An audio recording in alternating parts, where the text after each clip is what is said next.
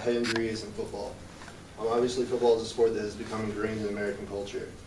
And on college campuses across the nation, every Saturday, thousands of students and fans fill the stadiums to watch their favorite teams play. Millions watch those games on television, and pro football is equally, if not more, popular. According to a recent article in the New York Times, the National Football League generates nearly $10 billion in revenue. There are many reasons as to why Americans are so drawn to the sport of football, but undeniably one of the biggest ones are the violent collisions that occur over the course of the game. Unfortunately, recent research suggests that the consequences associated with those violent collisions that make football the rugged blue-collar sport that we all love can be far more devastating than anyone had previously anticipated. In November of 2006, Andre Wars, a former defensive back for the Philadelphia Eagles, committed suicide at age 44.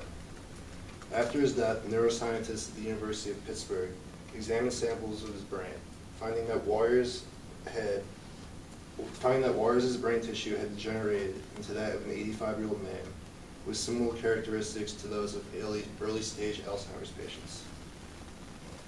They determined that Wars suffered from chronic traumatic encephalopathy, or CTE, which is a degenerative disease that is caused by repeated concussions or other forms of brain injury. The symptoms of CTE include changes in mood, depression, suicidal behavior, and loss in cognition. It can only be diagnosed posthumously. Since the death of Andre Wars, CTE has been found in nearly every deceased player whose brain has been examined, including Junior Seau and Dave Duerson, who both died of self-inflicted gunshot wounds to the chest. Duerson left a note saying that he wanted his brain to be examined to be donated for research. While research on the subject has progressed exponentially in recent years, the concept of CTE is nothing new. The term punch drunk was introduced in 1928 to describe the CTE symptoms suffered by ex-professional boxers as a result of repeated blows to the head. In 1978, a book titled The Aftermath of Boxing was released, and it described the 3 stages of clinical deterioration associated with CTE. The first stage is characterized by affective disturbances and psychotic symptoms. Social instability, erratic behavior, memory loss, and initial symptoms of Parkinson's disease appear in the second stage. The third stage consists of general cognitive dysfunction, progressing to dementia and often accompanied by full-blown Parkinson's. Today, there is still much unknown about the disease. While it is apparent that the severity of the disorder correlates with the length of time engaged in the sport and the number of traumatic injuries, it remains unclear whether a single traumatic brain injury can trigger the onset of CTE. Unfortunately, professional players are not the only ones at risk for developing CTE.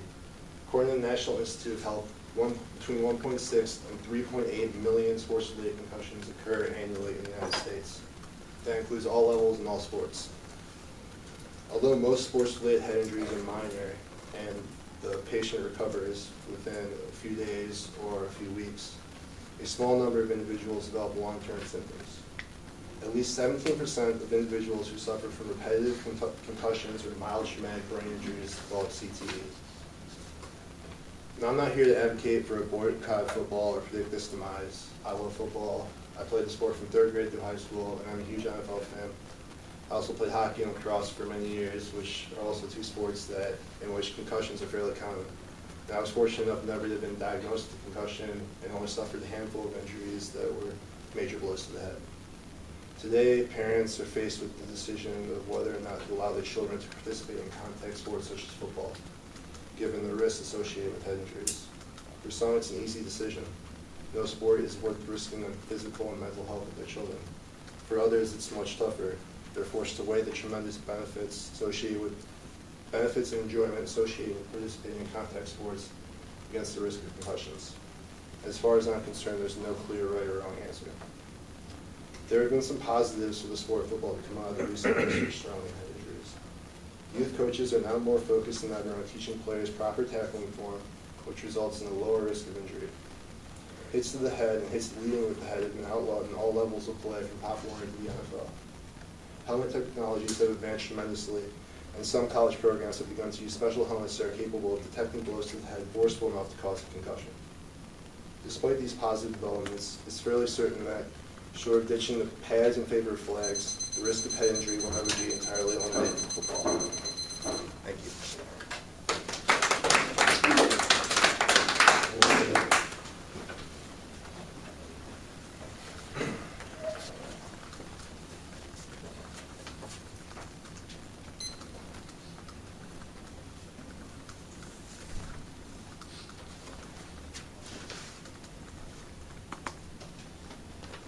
Are you ready? Mm-hmm.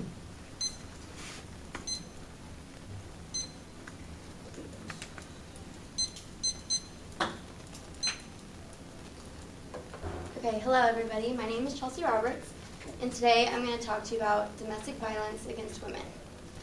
The first kind of information that I've ever even heard about domestic violence was a book that I read when I was younger called Dreamland by Sarah Dessen, and it was based on a true story about a girl in high school who was dating a boy who progressively throughout the relationship he became more aggressive, and so it started with verbal abuse and led to physical abuse, which inevitably led to her death. And so that kind of always stuck with me. So while researching, I was more shocked than ever than I thought that I would be, just of how prevalent domestic violence against women in America is. I know that it's an international crime. Obviously, it happens in every country of the world. However, I'm going to focus on America. In order for you guys to be aware, I'm going to inform you about the different types of violence, the statistics, and where to go if this is a problem.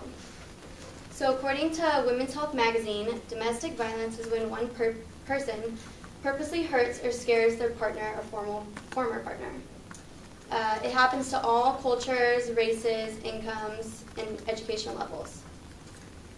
I can guarantee that everyone here has either experienced domestic violence or knows someone who has, due to the type of domestic violence that they have. And so the different types are physical, emotional, sexual, psychological, and even economical. Domestic violence can also happen within males, but there's an 85 to 95% chance that the victim is female.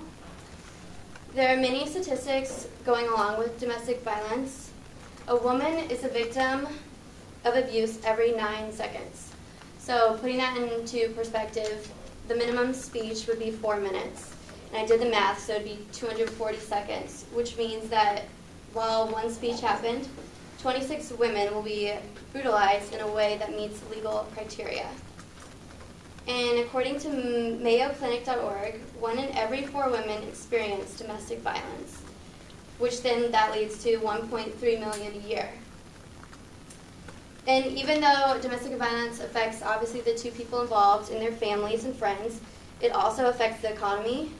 So the cost of intimate partner violence in the U.S. alone exceeds $5.8 billion a year, which 4.1 is direct from medical and healthcare services, and then productivity losses accounts for nearly $1.8 billion.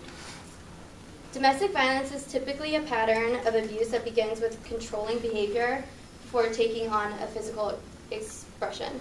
So while I was researching this, there was a survey conducted based on the victims, and they reported that the 2 main scars that they get from it is obviously the physical abuse, and then as well as the psychological abuse.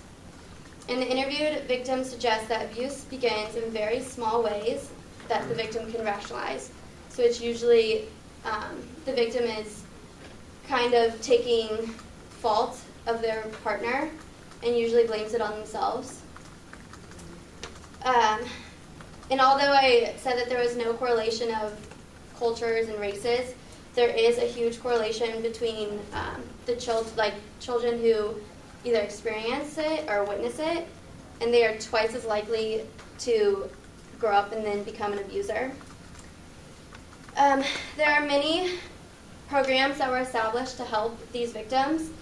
One is the Violence Against Women Act, which has created new punishments for certain crimes and programs to help victims. Another is the Family Violence Prevention and Services Act, which is like the main federal funding to help victims and their dependents, so to pay for the children of the victims. There's also national domestic hotlines and other programs to go along to help you. And my main thing from advising and like informing about you guys, or informing you guys about this, is just to be more aware of how prevalent it is.